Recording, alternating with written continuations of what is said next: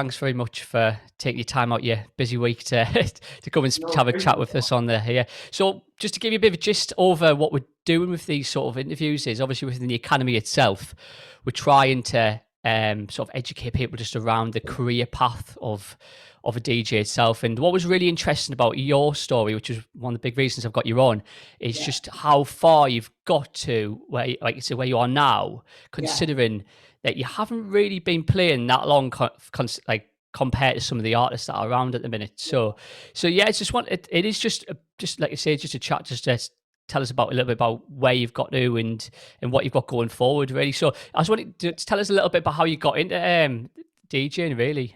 yeah. So I mean, I used to live in Australia, so obviously I lived there for about nearly just under 5 years. And actually, I don't know if you've heard of S.A.H. Yeah, yeah, Have you- the Yeah, party. so I actually went to the first ever S.A.H. that's ever got done by Matt Wallace. It was just in like some shitty pub in Chippendale, and I'd probably say that's when I first started getting into my music. So I actually started on deep house. Before that, I was just going out. I was never really as much into the scene as what I am obviously now. So it was just mainly like going to S.A.S.H parties every weekend, like literally every weekend. I go religiously well, they're obviously every Sunday, and then I kind of like followed the venues around. And that's probably I would say I got into music, but then obviously into DJing. I was at an after party once in Sydney again, and there was like no vibe really there. And these guys brought some decks and some speakers. And I was like, I want to do that. So So yeah, what's it like in Australia compared to the what's party? that? So what is it like in Australia compared to what we've got as a scene? How is it different, really? Yeah, it's so different over there. Like it's a lot more. It's like deep house. It's the best place. It's just like a lot more deep house ways. And I feel like when I was living in Sydney, that's when tech house was at its peak, and now obviously it's slowly coming back down to like minimal and stuff in it. So So what's the clubs like over there? Is it much different in the sense of they're like, good. I'd probably say they're more like outside. It's not the scene is nowhere near as big as what it is here, but it's still good. It's good. haven't they got like rules over in Australia where you can only like, it's like Yeah, you have to be kicked, you have to be, this is what I heard, you can correct us if I'm wrong here. yeah, What I heard is like, after a certain time, you've got to like dedicate yourself to a yeah. specific Getting club in. or bar. Then you once you're in, you're in. If you go out, you're not Yeah. coming back in. Fairs, is that what it's like? Yeah, so it's the 1 o'clock curfew. So they brought that in about 3 years into my when I was there. So I was like, oh, for fuck's sake. And So then is yeah, that across the whole of obviously, everywhere? like, sometimes I didn't go out till 1 o'clock. Do you know what I mean? Like I might be at someone's house having pre-drinks, and then we might not even go out till half one, two, because the places that I was going to like morning clubs and stuff. So Right. No, so and I've heard like a few of my mates that have been over there and they've lived over there and they said it is different, but good in a way because you get the outdoor stuff. But they said sometimes obviously that like 1 o'clock rule is a bit crazy, and obviously you're limited on there's so many yeah, venues and you don't get the artists. Don't get us wrong, there's amazing artists that are obviously living in Australia, yeah, but obviously it's just a big dedication for a promoter in Australia to bring someone over from Europe or the States or something. It's a massive flight. well, So, I yeah, can't imagine there being many little parties, really. It's all just, I can imagine it being just yeah, monopoly, like big, expensive, like parties yeah, are owned by people who are loaded or owned by the club or. yeah, big festivals and stuff like that. Yeah. No, So, that's really good. But like I say, it's interesting to talk about that side of Australia because I know there's a lot of people who think, "Oh, I'd love to move to Australia," but they're so into the music, but they don't know what it's going to be like for like going out and parties and things like that. yeah, I think it's like I think they are a little bit behind compared to us, but they are getting there. I'd say S.A.S.H for me was my favourite party over there. That's on Sunday. And It's where like was a day vibe. So it's at Home Bar now in Darling Hard, but it used to be at the flyover. That's sick. It was like a bridge, and the club was underneath the bridge. That's oh, my amazing. favourite part. That's sick. So What was the that's other club I've heard of? Revolver, is that right? Revolver. that's in Melbourne. I've been to Revolver. That's sick as well. Yeah, I've heard that's really good. It opens on a Friday and it doesn't close till like Monday morning. It actually doesn't close. So really. you could just go like, could be like having a coffee, like, oh, should we go up there for a bit? You go in, it's like full on, like pitch black. Yeah, I don't think it closes all weekend. So what's it like to get like gigs over there? So like, say as Yeah, a if you're emigrating, so I'm going over to Australia, obviously you've got a little yeah. bit of a following over here. Is it quite easy to get gigs and things over there? Is it? Yeah, I'd probably say you'd probably get more gigs over there than what you would here, because I feel like everyone here is like obviously like either a DJ, producer, an event owner. So I feel like it's a lot more popular over here to be a DJ or to be a producer or whatever else. Whereas over there, I don't feel like it is as much. I feel like you would probably get more gigs over there, yeah. No, But that's pretty good. It's interesting, really, because that just shows how like saturated the UK is really for like DJing itself, yeah, and you know, obviously like yeah, yeah, just going back to even when I first started playing. Really, there wasn't many really. Being a DJ was like something that was like the ultimate skill to have, because you got two records in front of you, and it was really hard to mix on yeah, per well, vinyl. And that yeah, was when that differentiated between like you'd maybe think, oh, I wouldn't mind being a DJ. You play on the vinyl and you think that's too hard for me. So you did have only just a handful of DJs, but they obviously were really good because they've been spent so much time practicing yeah, on vinyl. But then at the CDJs, well, even on the first CDJs, like the 800s is probably the first ones I said. They were still, it made you use your ear. You weren't yeah. necessarily using your eyes on looking at a screen. And then even on the 1000s, you only had like a little like calculator display. Really, you didn't really have much Like else. now, have you seen the 3000s now? Oh, Like it's like a honestly, TV. it's crazy. The size of it's huge. Like it reminds us of like an old like VHS player or something. The size of it, it's absolutely massive. But it's just now you've got these fancy screens and you can see more. It's art. This is my opinion, really. It's just, I believe it's making it a little bit easier. So that means if you're like if you're someone who's never played on decks before, there's probably a Yeah, good chance that you're going to be able to like beat match a track in that same time you're having the first time. It might take you like 20, 30 minutes, but I think most people will get the gist of it after that. Then that's just igniting people's mindsets to think, right, whoa, I can do this. I can do this as a career. And then there's so much more yeah, to like the career side of it. And that's what we do in the academy, is just really make people yeah, understand there's levels and levels and levels. And it's not just about, can you mix a couple of tracks together and you got your production? Can you market yourself? Can you be really good on social media? Can you push yourself in front of yeah, everyone else that's out there? So that's what that yeah, people don't understand, is that side of it as well. But with that, is like I say, I find as well of with the influx of a lot of like DJs at the minute, it is making it a bit like dog eat dog for the yeah, gigs, really.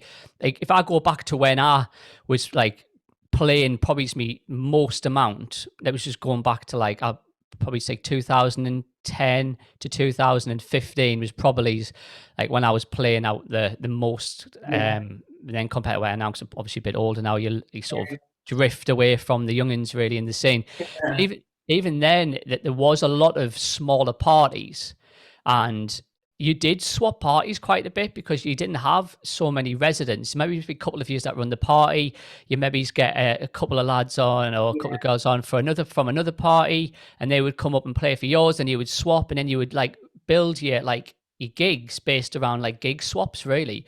But yeah, yeah.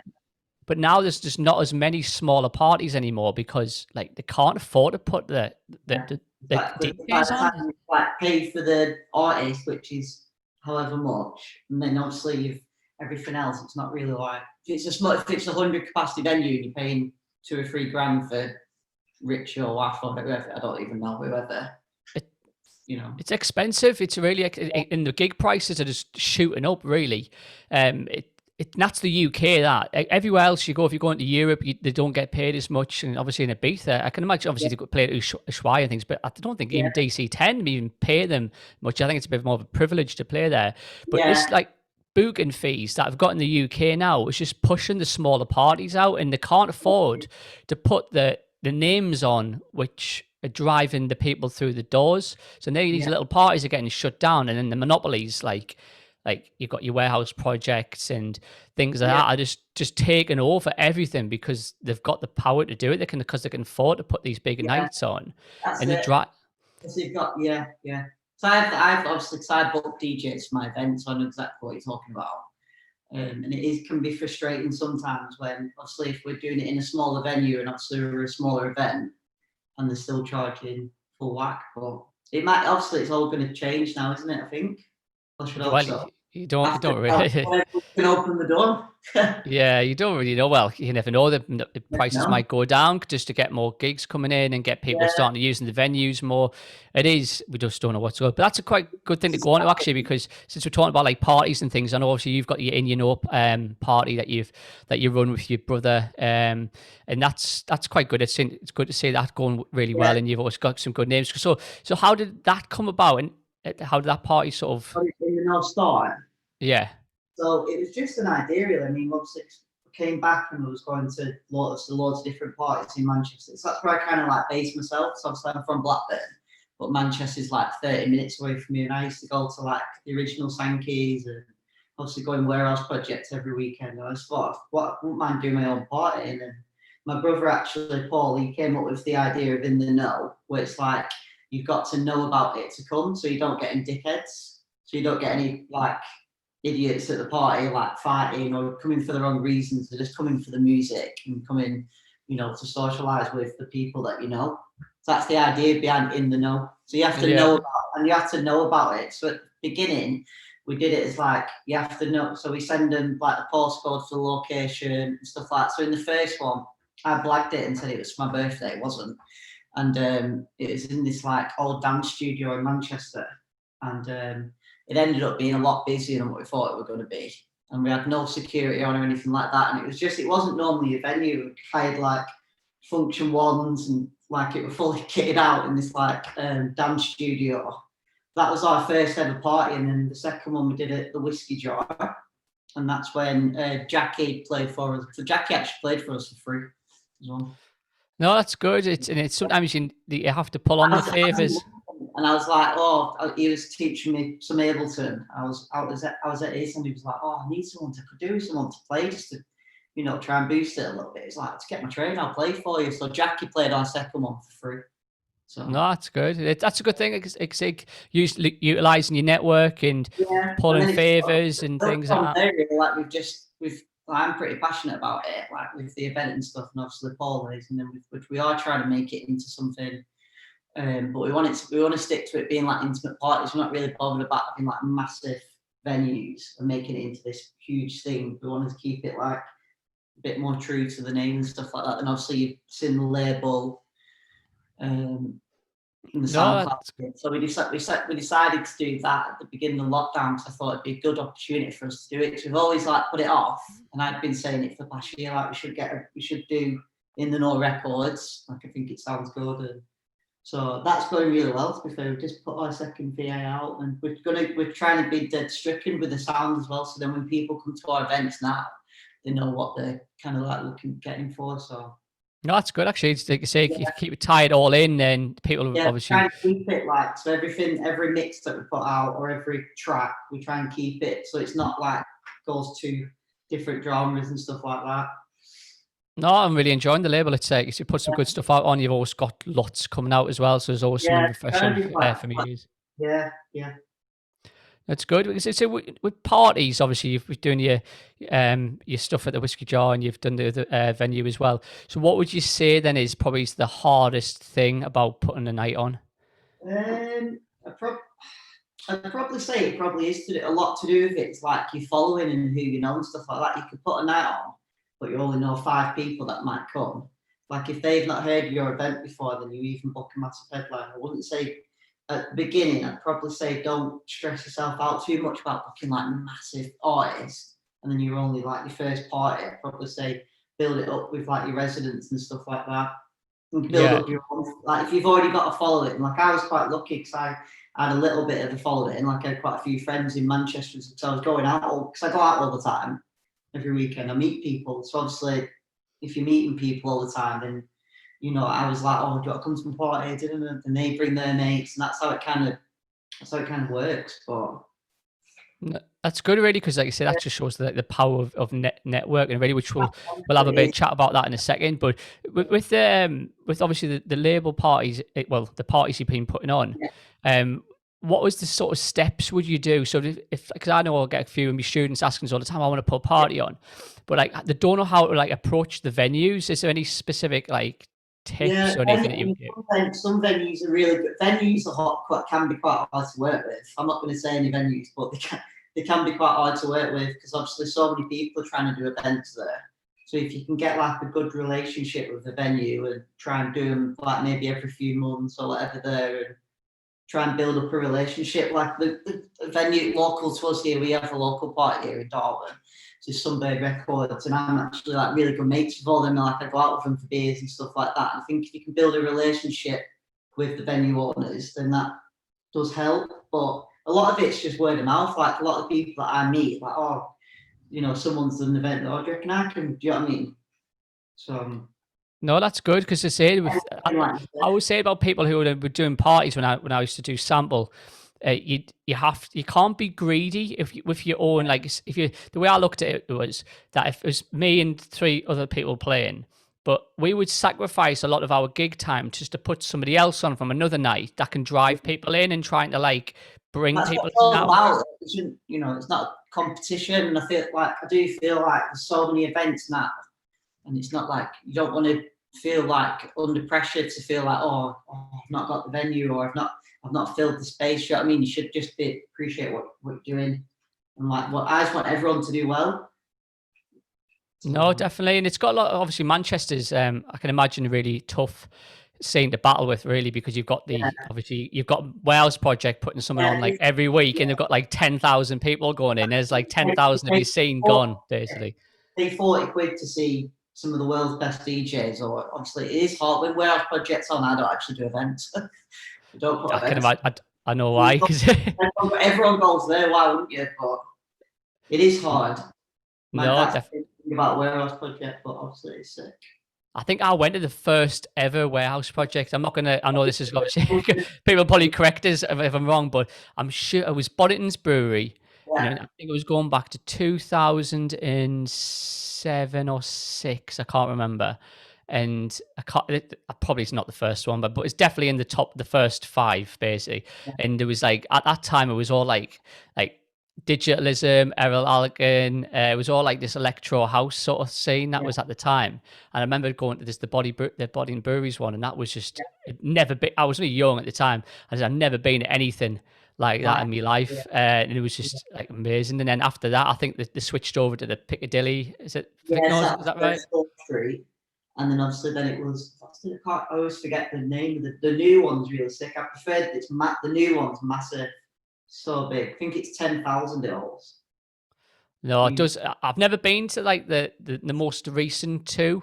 yeah, I think it's just because like for me, it's like I don't like the idea of just like a stadium of like yeah, I'm a bit more, I yeah. like the more like little parties. Like you prefer more like intimacy, like like a small room with a few people as opposed to massive. But it is like Warehouse Project is sick. Like out of the big raves, that's probably one of my favourite raves to go to. I'd probably say so. Because I say with the like I say Wales project, like the Body Breweries one that was just so busy, but it was quite fun because it wasn't. I can imagine the crowd was nowhere near the size that they got now, but that Yeah, was still like really busy. But yeah, that's just not for me. I think I just like the yeah, cool little parties. I'm just not yeah, into yeah, like just everyone pushing like back and forth. yeah. Really, No, yeah, 'cause I feel like at bigger raves like that, because it's got such a big name, you do tend to like get such a mixture of crowd. Do you know what I mean? Like you just get a bit of everyone coming in. yeah. You don't really. So when do you reckon you're gonna to put your next party on? Then are you trying to like get something in the Yeah, funny. works ready for when things kick off? The next venue is mad. I went to on Saturday. I went to have a look at it, and it's like it's not. I won't give too much information away, but it's not actually a venue. It's actually someone lives there at the minute. He's set it up. He's got like a DJ booth and speakers and screen and everything. It's sick. So, but yeah, that's going to be hopefully in April. But the No, super intimate, like no artwork, nothing like that. We're just gonna again just go back to where we started really, and then sort of build the following up again, kind of thing. I no, that's suppose. good. Yeah. So obviously we had Zebzito booked for I think it was April. We will still have him on. Like I've paid the deposit, so Yeah. whenever he wants to play. But I'm just going to hold on for it. I just feel like maybe towards the end of next year, if I can, I'll put him on again. But we did have him booked, and obviously coronavirus came in, so we had to like refund all the tickets and stuff like that. So it was a nightmare, and also that would have been our like obviously Zeb CEO, so that would have been a good one.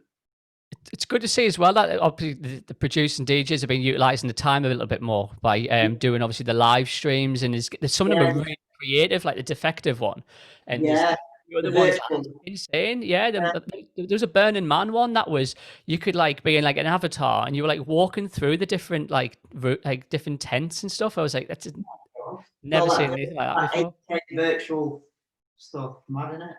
Crazy. So I know you obviously do quite a few live streams, and Yeah, I think so. I think you probably got the knack of it now, how to set it up. Is it so? If any for anyone who's hasn't yeah, who wants to do it, but they haven't dared do it because they think, oh, I'm a little bit like I don't know how to set it up. Is there anything I need to like yes. do? And is there any so what sort of recommendations or tips would you give to someone who's wanting to get on the live stream?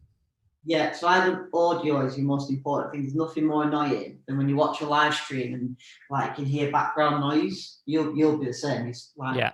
but I've got an iRig. You don't have to get. You can get you can either get an iRig like a proper one for about 30 quid, or you can go and like, you can get one off Amazon, like the same sort of thing. And it's just you plug your aux into the back of it, and obviously it goes into your mixer. Then all the audio comes through properly. So is it, like I find when I listen to live streams, if it's not through the mixer coming straight through, it just you get all the vibration. It just sounds shit. So that was the No. main. Yeah. I did my first live stream was on for Secret Sessions on Ibiza Bible, and I didn't use an iRig, and I didn't even know what one was. It's one of my first ever live streams. I did it in my mum's dining room downstairs. Like I full on like cleared all the dining room out, put my decks in there, set everything up, all the lighting, everything looked all right, but then the sound were a bit shit, and that obviously went on to be Bible, and it was a little bit vibrating. But then after that, I once I got the iRig's important, I'd say, for anyone doing live streams, you might as well get the audio good, and then Yeah. So yeah, is it hard? What about the camera inside of it? So is that just something? So the yeah, iRig goes into your phone. yeah. I've got like get a good tripod as well, because I had a really crap tripod, and the amount of times that it had fallen off. So I'd say just invest if you're gonna get into them, do like actually want to do them, make it look decent. I'd probably say get an iRig and get a good tripod. Just Yeah. because like they're the two things that when I've done live streams, I feel like it's like not been that great. But and obviously this thing when press focus on your screen, some people don't press the screen.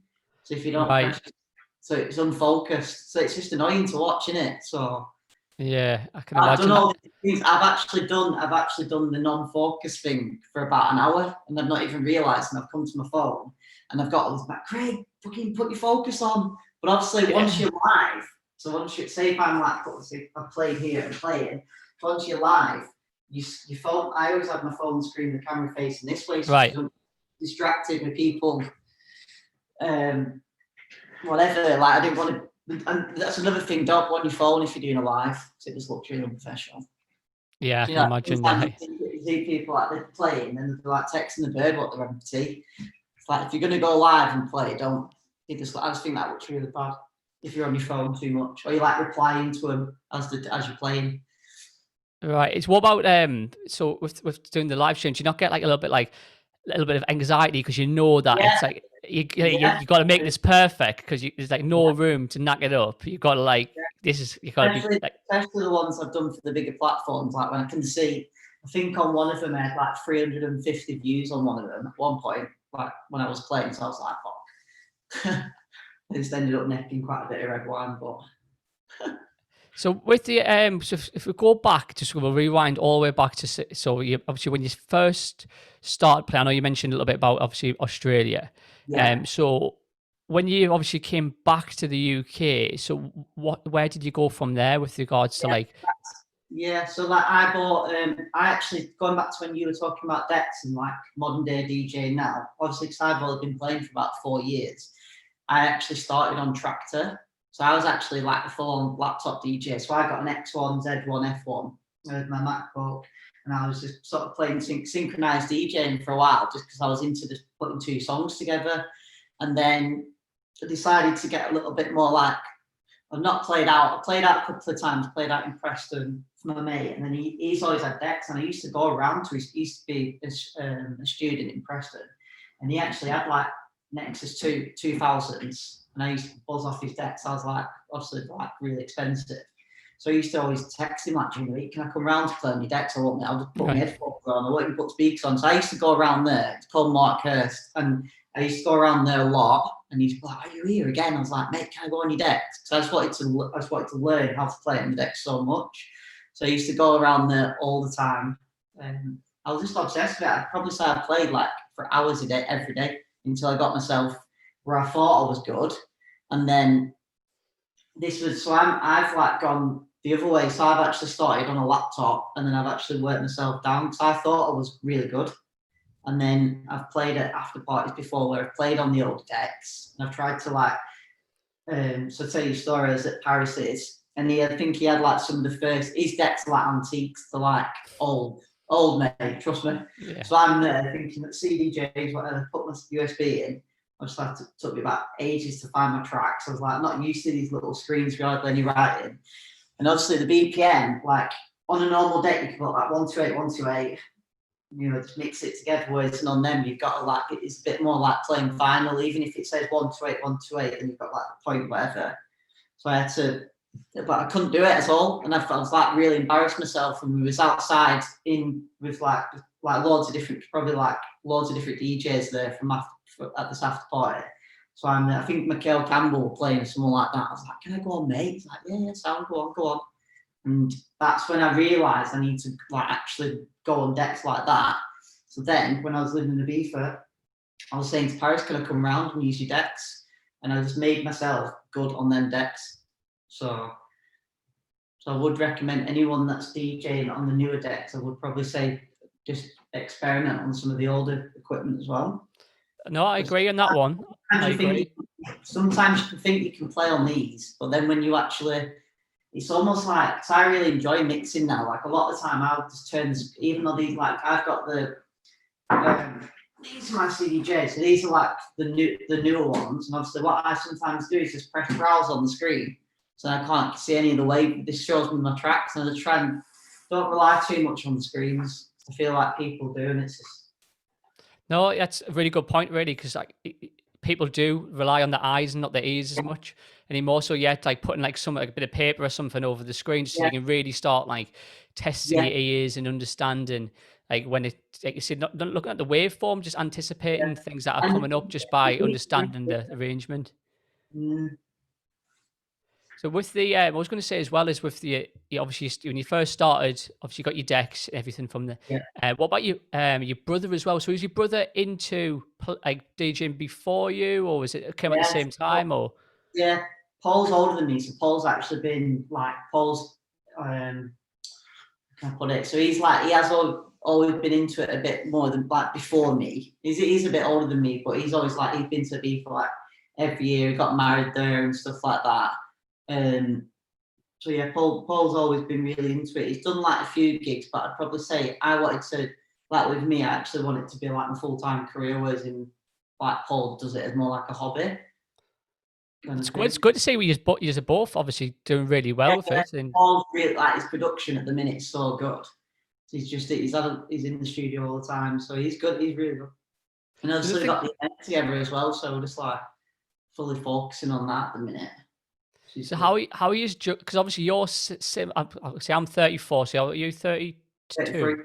33, so you're like a year below me, and obviously your brother's a little bit older than you. So anyone that's in the 30s will know that it is harder for us because you're further away from the scene. I know, like, you've done really well because you're very proactive with going out, networking, even if it means you're drinking water because you've got work the next day or something like that, you'll make sure you do it. But as you get a little bit older, you do get disconnected a little bit more from the youngins because there's always someone replenishing the party. There's always the next 18 to 20-year-olds who are doing a night, and they've got their friends, and they the people who are out all the time, and there's their after parties. So you do it. I found it really hard when I got to around what I was like. My gigs really started to taper off. Probably around about 2015. So I would have been about 28 or something then, and after that it was just really hard because I just wasn't out all the time. I was going from like a couple of gigs a weekend every weekend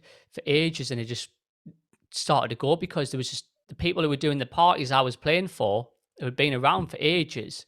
They Yeah, just called it the shots because they were all similar age as me, if not older, and they were having kids and that, so they packed the yeah, parties in. So the next influx of promoters have come in, and you're disconnected from them, and that's yeah, what's become like really, really tough yeah, for definitely. people who are our age. But you've obviously done it really well because you've managed to grow your network probably Yeah. more in your 30s than probably is the average person. I did a lot of promoting in Sydney though for for some parties as well. So I feel like that definitely helped. And I've always like been into promoting other people and myself. So I do think it is a big part of it now. No, massively. Without your network, you literally cannot Yeah, go anywhere. For especially now as well, because there's that many people like that are social in media the now, music. like yeah, Oh, obviously. So obviously that leads into something else I want to have a chat with you because you've got your obviously been playing around about sort of 4 years, yeah, but you've so that's still like I say just in the back end of your 20s, yeah, and you've literally gone in 4 years to like playing endless. Like honestly, I'm sick of seeing flyers with your name on. They're just all over the place for the last few yeah. years. Not now, So not this year. not as well, but before it was honestly, it was every promotion, your name was on it, really. So Yeah, the big question of this is though is like, it's like how do you get to the point where you've obviously you're playing, you've yeah. obviously you've mastered your deck, you've been playing really well in the bedroom, but it's just getting these gigs with these other parties. So how do you sort of like tap into Yeah. them? So I would say a big part of the reason how I've done it is through just going like literally I've gone out every single weekend, pretty much networked and gone to after parties and meet the promoters. Like I've been really interested in it though. Like the events that I like, I will go and support them events, and I'll try and get to know the promoter. Not only just to play, just because I just that's what I like to do. Do you know what I mean? Like I'm interested in it. So I would say a big part of it is networking. And just like go if there's an event that you like, so say it's an event in Manchester that you like, Animal Crossing, whatever, just like support it and go. Like you're not gonna if you don't go out and network, like how are you gonna you know what I mean? So No, that's quite valid, really, and especially with the approach that you've done because it's come so organically. Obviously, yeah, you really like going to the parties, and you really like the yeah, music, and you just like to have like to talk to people. So it's probably came yeah, across with these promoters so naturally, rather than someone going there like they think, oh, I'm only going out tonight just to like pester this promoter to yeah. try and get a gig. Not And quick. So a lot of people message me all the time. Oh, can you put me in touch with this bed? And it's just like, just go out and do it naturally. Yeah. Do you think it's better to do that? Definitely. so how are you sort of juggling this? Because I know from being in my 30s that Yeah. going out every weekend, I am not the Yeah. same until like till Wednesday, and even what I'm doing with the business, that's like sapping every bit of energy out of us. And I still do work 9 to 5, and I still put in 37 hours a week in work because I cannot Yeah. get to the point where to disconnect from the job just yet. I don't want to take that risk, and these risks are getting a little bit harder when you get a little bit older and you got more commitments and everything. So how do you really juggle Yeah. the 9 to 5s with Really doing what you hard. do? It's really, really hard. Cause I've done some gigs at like 3 in the morning and I've got work at 8. So it is hard to do it, but I never really turn a gig down. Like if it's, so you just go, it is hard going into work on a Saturday morning when you've walked out of a club and then you like go home, have a shower and go to work. But No, that's I can imagine, especially with your job as well, holding a pair of scissors. Like I say, I can imagine you don't want to be too shaky when you've got a pair of yeah, scissors just in your don't hand. come in with me at 9 o'clock. So, so that's for me. It's I kind of do it anymore now, and I kind of go out and like do a Yeah, full night out, and then go to work the next day. Even when I was going out like properly, I would probably go to Loop on a Friday, which is up in Newcastle at the Cut, Yeah. and that I would go to that, and then just go home, and then just go literally have a couple hours and go Yeah. straight to work, and just be It's mad. shaky in work. How do they even do that? But it's mad. I know I definitely couldn't do it anymore now. Um, It does creep up on you, doesn't it? Because I usually say, ah, your age. You kind of say that, don't you? But it does definitely creep up on you, your age. But So do you reckon it's like, do you think for the younger people who are coming up, do you think it's really important for them to like embed everything, like your network, and yeah, focus on the career side of it earlier rather than later? I think so. I would say so. Yeah, just be active. Yeah, like just I'd say just go out a lot. Definitely, obviously going to Ibiza because I've done 2 seasons in Ibiza. I was meant to go this year as well, when I had everything like I had a villa sorted with my mates and stuff. I put the deposit down, but also then COVID came in. So I had some really good stuff lined up there. But I'd say just like yeah, just go out as much as you can. Network, meet the people, go to events that you're actually interested in, and like try and if you can go to the after parties or meet people or just yeah, just try and mingle with people really. No, definitely, because I think that's massively important. And if you're Yeah, doing it early in your life, which really good to see, like actually from my age, when if I go back to when I was like 18, it wasn't so much as tunes. It was all like indie, like Oasis and yeah, things like that. That was when I first started going out. It was probably like 2002 or something like that. yeah, No, I left school in 2002, so it'd been like 2003, four. And that was all just like Oasis and stuff. So it took me a yeah, bit of a while to get into tunes, and like started to like a bit like that's like I didn't I liked more. I was like electro house yeah. and things like that. Like, Then the I went to journey that you go Ibiza. on, like I what went to I like now compared to what I liked at the beginning, it's mad. Like it is mad. I know I was the same. I remember going to Ibiza because I've done Ibiza now. Apart from this year, because I've missed it this year, but I've done Yeah, every single year since yeah, 2005. yeah. Because I've obviously done. it was for you came stayed with me, didn't you, for a little bit, for a day or two? Yeah, no, yeah, Yeah, I did. Yeah, I was. Like I said, I quite couldn't. I had to come over because I was in New York at the time. I was like, I kind of break my record of like, like I need to go over, even if it's for 2 days, just so I've got my feet on the island, so I can say that I've been there every single year. But obviously, COVID stopped us been going so this weird year. that one year because obviously I've been like for that since coming back from Australia, I've been every year and stuff. And obviously I was meant to live there this summer. And I was gonna like hopefully knock my hairdressing on the head, but obviously I've had to stay in my job because of what's happened. But I just thought we can make a comeback. No, But definitely. It's yeah, hopefully soon.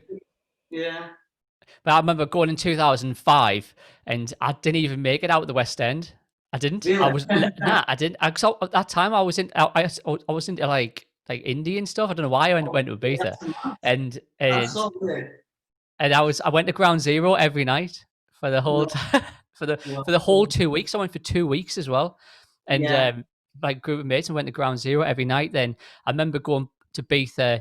Then in the next year I think it was the same. I think I didn't actually make it out the West End. Then in 2007 I went over and I had a few mates who were doing the season then, and they yeah, like sort of guided us around a little bit. So I ended up like going to Zoo Project. Then I ended up going to where I go. I went to Cocoon for that year. That was when they had the freak show on, and that's where I started to really sort of enjoy that side of the music. Because I yeah, started, I went to Cream and things, and I started to like the electro house up. And I went into Cocoon. I just got this little taste of like minimal techno and things, and I just gradually sort of moved into yeah. sort of that style of It's on a music. massive journey. It's a complete journey, isn't it, the way you go? Because I kind of like I said, I started on Deep House and I came back to Manchester, and that's when like Slardo blowing up and stuff like that. So then I was like, I got into like tech house, and then I've obviously gone to like fuse parties in London and wherever else. And then it is like a journey, and you kind of like it's all like waves. I know. But I would say for going from indie to electro house, then to That, like minimal techno, and I started putting my own night on in 2008. And then we only just did minimal, really. That was literally all it was. Not the minimal as in the minimal we've got now, was like Yeah, minimal bleepy techno. I was like Richie Houghton yeah, sort of stuff. And we yeah, did that. Then I just got into like techno after that. And then techno has yeah, pretty much been for age. And I've just sort of more like transitioned out of that a little bit more now. So it is crazy to see like how people go from different music. But kids yeah. now, like the 18-year-olds now, or the even 16-year-olds now, are literally just into tunes soon as they're Well, old enough to like turn my, the computer on. my little cousin, he's like, I think, is it the warehouse? It's so weird. So I've always known him as my little cousin. And he's in the warehouse project with his mates. He's like, it's so weird. It's just proper weird. So I obviously, know. I actually wasn't doing that when I was that age. I was like going out on the piss, like not really interested in the music that's going to like shitty bars or whatever. It's getting absolutely sloshed and going home. But whereas in now, I actually only go out just because I'd actually only go out now if I'd like the event or want to go and see him. Say if an artist were playing in Manchester that I like, I'll go to it. Do you know what I mean? But that's another thing as well. I think just go to the events that you like, that you're I know. interested in. Like, I think it's good. Like if you like an artist and you start getting into the music, it's good. Like I follow certain people. Like if someone's played certain people have played, you know, obviously I really like WAP. If WAP plays in Manchester, I'll go to it. So Say with them, like the younger ones getting into like the music so early, yeah, it's good because they're sort of embedding themselves, and if they understand that they can do a career from it, they can take the plunge early because they can obviously live with their parents. They've got no like bills at all, no phone bill, nothing. They can literally sacrifice it and live off like pocket money off the parents or something, and then just literally can make it. Like as a prime yeah, example of this, I've got this. I got it from the on me. I think it was on the academy page actually. Got a message over. Do you do mix downs? I was like, oh yeah, I do mix downs. What I guess I do STEM mix downs. You can do from your project. And had a big chat about it. Sent us over the files. So I've done the mix down, brought it up on Able, and I was like, oh, this is absolutely mint. This it was a project based mix down, yeah, so it wasn't just the stems. And the yeah, sound design was mint. Everything was absolutely amazing. So I mixed it all down, got it nice and tight, sent it back. And I was like, oh, I can't send you the invoice. And he was like, well, will you send it to me, mum? And I was like, all right, yeah, I'll send it to your mum. I was like, all right. He's like, because I don't have a bank account. I was like, all right. So I'm thinking, well, I don't understand this. Then, so basically, just the story. So he was 13-year-old, 13-year-old pumping absolutely amazing techno out, and the actual the sound design, everything was amazing on it. It yeah, really didn't even need much of a mix down. It was actually really good. So the show is there, a yeah, 13-year-old who's yeah. into his music, but like productions is like on board. Like he can get to like 18-year-old and is literally not won't be that far off of like really making it if he's getting all these tunes out Especially now. if you started it, or like my brother or myself, because we're a bit, obviously we're older. Like now, like I feel like you could probably like progress pretty quickly from a young age. So I know it's one of my biggest regrets. Really, is just like not starting it's really. like yeah, just I took it as a hobby for too long. Where I Mm, should have thought about it more as a career, then I wouldn't have had to like build up too many commitments and things like that. And then the next thing you know, you've got a credit card. Next thing you know, you've got a phone bill, this and that. And then yeah, you yeah, have to work, and you can't like not work anymore. So it is a little bit tougher. That the older you get a little bit more. It's more of a risk yeah. to sack it all off. Yeah, and that's kind of what I've done. Like I've sacrificed, like obviously I've sacrificed like quite a few jobs to go and live in Ibiza and other things to get to where I'm at as well. You do have to Yeah. sacrifice a lot, and you put a lot of time in. Like every day, I do something music wise, whether it's a mix, production, do a post on social media, maybe message someone. That, do you know what I mean? You've got to be constantly in the loop, and I think that's another big part of it. You just got to be. Even like in lockdown, I've tried to. It's been hard because obviously I've not been doing any gigs and I've not been going out, but I've tried to like be in here, like making my production better and stuff like that. So Yeah, you have to stay proactive. You have to yeah, like plug it away. has been hard. It has been really hard. So I have found it hard sometimes to get motivated because I feel like when I go out, I get inspired to make music, or do you know what I mean? Like a Shazam songs or whatever else. Do you know what I mean? So it's been hard. But No, definitely. But I think with this is you can't just be a master at one thing anymore. Like back in the day, Oh, you could be just a DJ, and you probably can yeah, make it from that. But now you've got like be like a master of all trades. You need to yeah, have your production side. You need to be a DJ. You need to know how yeah, to like take a selfie. You need to know how to do like live streams. You need to know how to edit photos. You need to like you need to know too so, many things now. And that's yeah, it's sort of even just the DJing and production side of it. That is now not it's starting to get like not as important as the other stuff that's come with it as well. I think by being able to push your brand and push your social media is now becoming so important, because without that, no one will hear your music. You could be an absolute wizard, but if yeah, you're a little bit shy and a bit quiet and you're not in like Instagram, you find it a bit cringy or something like that, there's not a chance anyone's going to hear that music that's or the like I take it more seriously, because if there is people's inboxes and things now do get like saturated, because people always like, listen to me tune, listen to me yeah, tune, like that, and there could be that like that person who's a bit of an introvert who's got absolute weapons in his on his computer, and no one can hear them. I've got a lot of mates like it. Like some people, some of my friends from Leeds and some other people, they send me tunes. I'm like, that is so sick. But obviously, because they are quite shy and they don't really like mingle as much and go out and whatever else, they don't get. It's mad. It is mad, but It's so important. People yeah, now but need to it's realize like, that yeah, obviously I am a talker and I do like I'm very I talk to anyone and I do like talking to people, but I just say just try and get out of your comfort zone, just like yeah, just try and be involved, be more involved and stuff, and don't rely on people that have already know these people or like go to these parties. Don't be like, oh, do you know what I mean? Just go yourself and experience it yourself like naturally. no, definitely, and people need to break away from this mindset of thinking, "Oh, what's cringy that I don't think I could like Yeah, do I get it all a the live time. story or something like that, talking and Yeah, anything." They need to like take out your comfort zone really, and just yeah, you have to people have to understand it now that it's part of the package that you need to do. You can't just have the mindset to going, "Oh, I don't think I want to take a photo of myself. It's a bit cringe." You just got to do it. you just got to do that. You have just got to do it. I mean, like if you are getting the gigs coming in or you are doing like live streams or production stuff, then just promote yourself. Yeah, like if you invest in yourself, then it does help. So, what would you say now is your favorite gig out of all your gigs that you've done? I'd probably say the one you made my video for, the Moxie one. That's That probably was and I handed over to Dennis because it's just like so that nightclub's so intimate. It's got a real low roof, like the booths pumping, and then obviously it was just absolutely rammed. It was just so busy.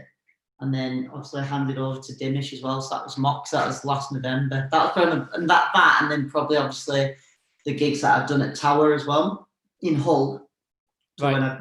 when I played with when I got on with Salado, probably the highlight of my career is that gig when I passed the Salado, and again it was like completely like Tower Hall. I don't know what the capacity, it might be like 2,000 people, something like that. I don't know.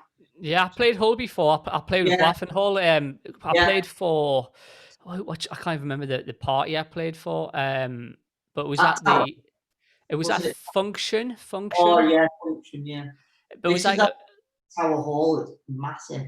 it was huge. The venue was like a bit Yeah, like a concert style auditorium. It was might be the same thing. You might have to change names. might potentially Yeah, it was really busy though. It was yeah. absolutely rammed, and everyone was all like rugby players. I've never seen so many like massive like hench people in my life. I felt like small and skinny compared to everyone else. Yeah, It I'd was probably say my two, obviously, some of the gigs, some of the Cuckoo lands I've done are really good, but in terms of intimacy, like Moxie was probably my favourite part to play. And then in terms of like just like big scale, I was really like I was actually shitting myself going doing that one because it was what so what about your Ibiza gigs then? Have you got any sort of yeah. mad sort of gig stories from your time Um, over there? probably say the maddest one was like when I played the Secret Sessions boat party. So Secret Sessions meant to do it because obviously their parties like goes off the name, so you've got it's a secret location. Normally it's again like people get the postcodes. I think they did it they organised to do it in a villa, but then the Guardia found out about it, and they got threatened that they were going to get like a €10,000 fine. So then they had to quickly. There's all these people. There's like hundreds of people at the bus station. Like what the hell's going on, kind of thing. And then so they had to organise a boat. So they organised like a big boat from the marina, and whoever got to the boat first could go on the boat.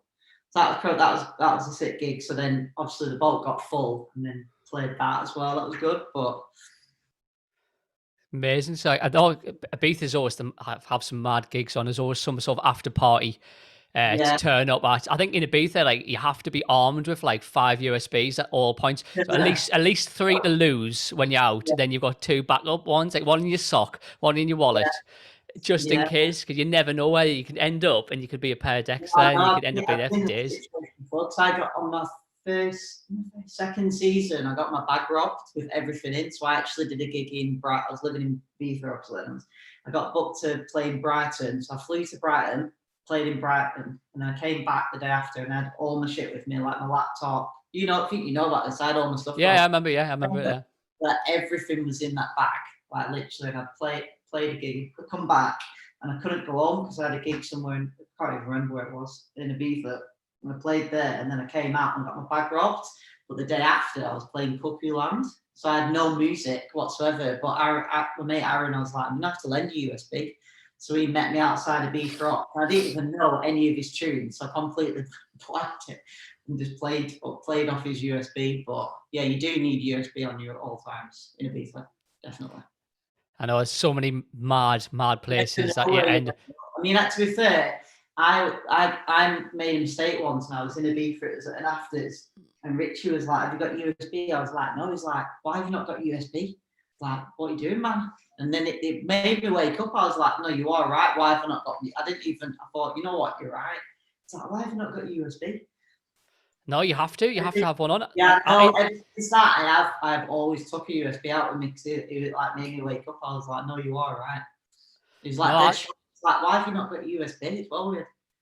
I know I carry when I would, even when just going over to Ibiza, when I even gone on holiday, I always carried a couple of them. So I got these like little thumb, like a Yeah. thumb drive type thing. They're all the ones that go in, but they're like you have to like nip them out. They're so short, but they've got a Yeah. little hole in it. And I got like some stainless steel like bathroom chain from B&Q, and I just like made like a necklace with it. So I had Yeah. like one honors because I knew just you'll know yourself. You Yeah. come out of like Paradise or a Circle Yeah. Loco, you Yeah. starfished on the gravel or the decking, and things you Yeah. lose stuff in your pockets. You will Yeah. all the time, or you don't necessarily have pockets on you. And I always had one around my neck because that was like the reserve one because I knew that would never get lost. It Good was down. idea. Yeah. But Yeah. then what I used to do as well is I used to carry a few out and I would give them out. So I'd like Yeah. put a few with me, me Your tracks tunes on. on, Yeah. put me tracks on them, and give them out. Yeah. And That's I remember yeah, definitely. like giving them out, and then there was this is probably the first like lot of ones I gave out, and I realized I put no information on it. So there was like, but then I realized I actually need to put a text file on with like me name, me social media stuff, me email address, just so they can get back in contact. So I'll give them music. Fair enough, it's got my name on the sort of the ID tag, but there was Yeah. nothing there for them to get in contact with me back. So I learned the hard way there. So if anyone's giving out USBs, remember to put your contact details on like a text We've file. got that That's now, yours. it's definitely handy though. It's old school. It's like going back to the times when people used to hand Yeah. CDs out. I was gonna But say people used to give CDs out, didn't they? it's good if the way I look at it is if I'm a big DJ, I'm a big promoter, or you know, what I mean, big artist, and someone comes over to me with a USB, they know. I know deep down that they are really wanting me to hear that, Yeah. so that they've gone Interesting. out the way. They've gone out the way to do this, and I think that as if putting the shoes of the big artist is, like, I'm more intrigued to listen to that because I know how Yeah. much effort I they've know. put in to get that to me. I know that Ben Sterling did it backstage. So I was at DC10 backstage, and I remember him. Yeah, I remember talking to him, and he was like, "Yeah, I've got USBs," and that he gave his USBs to Jamie Jones that night. I'm pretty sure he did. So you never know. That could have been the thing that took him up, Yeah, say, give him his career from it. You just really never know. But yeah, what the couple of things just going as well is with you, because you've obviously been playing before, yeah, but Instagram is absolutely smashing it on there. I think you've got over 10K followers on there now, and in just a short space of time. So how's it got to that point though? Is there any sort of Yeah, specific? well, a lot. I'd say just be really active on it. Obviously, at the moment, because I'm not doing that many gigs or not doing many of my own events, I've not really been as active as what I am. But like, if you look at I don't know how many. I think I've posted like over 1,000 times. So I'd just probably say be active and like, do you know if you've got like mix on SoundCloud, put them on, and again, just like building a following from going out really and going to Ibiza and meeting all the right people really. Was Yeah. meeting So people along the way. It's just from like doing gigs and then obviously being active on your socials. yeah. So like, so if you bump into someone at a night, Yeah, obviously remember the name, chuck the name into yeah. I mean Instagram, that, follow them, yeah. message them, and And say, I'll be like, oh, you follow me on Instagram, or not go like, not as bad now, but he's like, oh, do you want to follow me too? Do you know what I mean? So I was like, I wanted them to like follow me, be you know. interested in music. Definitely, So it's important. You know what I mean? Some people might look at that and go, oh, how cringe is that on a night out asking for someone to like swap I know. Instagrams? But you got to, it's all part and parcel of the package that you've got to take on. And you have to do that because that means you could, that's one more person in your network. And that person then expands to another Yeah. network. And And I've obviously like been lucky because obviously I had my break with Cuckoo Land, being at the right place, right time. And obviously they have really big artists on. So obviously I get tagged in a lot of I was getting tagged in a lot of events that was like with some pretty big names as well. So I feel like that obviously did help. But yeah, just be active on your socials. when you say active, do you reckon it's also important as well as not just to post your own stuff, but to like engage on other people's stuff as well? So Yeah, like comment yeah. on it and things as well. People ask me all the time, will you put this on for me? I do believe it's like you've all got to support each other. So like, yeah, do like if you can help each other out, it's good. No, definitely. I'm a massive believer in that, and especially within Instagram to like sort of tackle their algorithm because they like don't Instagram don't like to push your stuff to the to Yeah, put other people's explore or to the explore pages or other people's posts. They can really hold back on it, but there's obviously different things you can do to tackle that and. The best ways to work with your mates, so that and then to get yeah, your or each other's yeah. posts It's visible. always going to be on different levels, like whether it's production, DJing, or socials. I feel like everyone's got strengths and weaknesses. No matter what, Yeah. someone's going to be a better producer, a better DJ. Not it's not about being better, but like you're always gonna have someone that's always. Do you know what I mean? And it's like I said, it's not a competition. So if someone's better at either production, then go to that person. He'll help you with production, then maybe I'll help him with socials or No, use like you say, utilize your network, in like your little community, and you yeah, can push people's posts loads, especially with Instagram, because obviously people who don't know the algorithm well, because obviously algorithm changes over time, but at the minute it's about obviously the saved posts. So yeah, if I always say to anyone who's like listening to this on the yeah, recording is save your mates' posts. It's literally takes nothing. You're not having to share it. You're not having to comment on it. You just press save. It goes into a little like saved folder, and that is it. But that saved metric is massive for reach, and you can the post can be pushed into more people's feeds. It can yeah. push into the explore pages. So like anyone needs to hit the save button. So save's the biggest metric, then followed by obviously the shares and obviously the comments. The Yeah, and comments that's obviously, the thing, like commenting on liking people's posts as well. Like if you like events, if I like certain events, it's like Fuse or wherever. Like I'll normally, if I see something that I like it and comment on it and like support it. Do you know what I mean? And share it as well. yeah, people as well with the new style of Instagram, they don't know where the turn on notifications is. So that is, if people are wondering where that is, it's under. If you click on if you look on the page of someone, you'll see Yeah, following. If you drop the little arrow down, you'll see yeah, notifications, and then I've got slide that. it on. And that's Yeah, really important as well to get obviously visible. So actually work with your mates and your pals and things like you're long obviously in the same sort of yeah. scene. And if you Then you can follow things that you like, then I feel like you're going the right direction as well. Like if you like a specific, it's like anything like clothes or anything that you're interested in. If you follow that, then you tend to like mold yourself into that. And that's kind of like where we've gone within the know because we've both kind of like we've both really got into sort of more like Piv, more Amsterdam sort of style music, and that's what, when we set up the SoundCloud of the record label, said, look, let's just try and be a little bit more like stricken with the sound and stuff like that. So that's what we've done with that. So Yeah. No, it's yeah, amazing. So yeah, obviously, what we'll do is obviously just to wrap things up a little bit is yeah, so what's happening next with regards to like I say I know you mentioned a little bit of party about trying to get yeah. set back on again, but anything that you want to sort of plug for anyone who's sort of listening to it? Yeah, I'd probably say like for anyone that's just starting out DJing, I'd say like just make sure you network, make sure you get into music production early as well, because obviously production's such a, as you know, production's such a big part of it now as well. And then I'd probably say recommend to go to like a place like Ibiza and Amsterdam, Berlin, just wherever your stuff that you're interested in, and just be a part of like go out and get inspired by it all, and then see where it takes you. Everyone's journey is different, so. Some big news coming shortly for the Academy page. We are putting together a subscribers hub where we're going to be hosting content, not only for myself, but video tutorials from guest DJs. We're going to have webinars from industry specialists, anything from social media managers, right from the tour managers to publicists, you name it, they're going to be in it to help people out.